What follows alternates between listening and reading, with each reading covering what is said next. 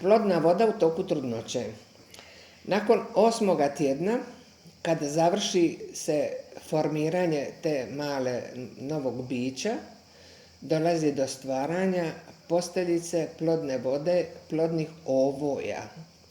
I tada se stvara ta plodna voda, koja polako, kako beba raste, tako se povećava ta količina plodne vode. Da bi negdje od sredine trudnoće, pa skoro do kraja 8. mjeseca, bila čak litra te plodne vode. Ta plodna voda u sebi ima minerale, ima jednu vrst elektriciteta koji je jako bitan i što je jako važno, drage moje trudnice, one koje će to tek biti, ta plodna voda se svaki dan mijenja jer mala beba pije tu plodnu vodu, žedna je, tako da ćete vrlo često čuti da mala beba štuca unutra. Gdje ta voda odlazi, kako se vraća, niko nije otkrio, tako ne znam ni ja. Ali on se vraća, imate oko litru te vode i u toj vodi beba se osjeća sretno, vedro, razigrano.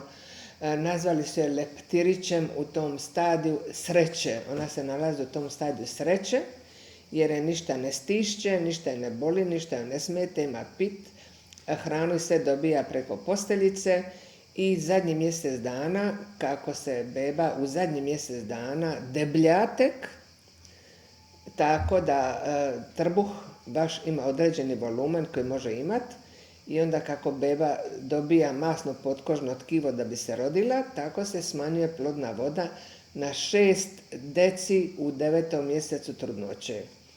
U toku poroda ta voda čuva malu bebu, čuva joj glavicu, trudovi su preko te plodne vode lakši, jer aktivni dio maternice pritisne gornji dio bebe i onda malo ta vodica takne ušće donje i onda porod napreduje i ta plodna voda kad pukne onda čisti tu vaginu od svih klica, bakterija, da može ta glavica proći kroz čistu vaginu da nikakva infekcija ne bi došla.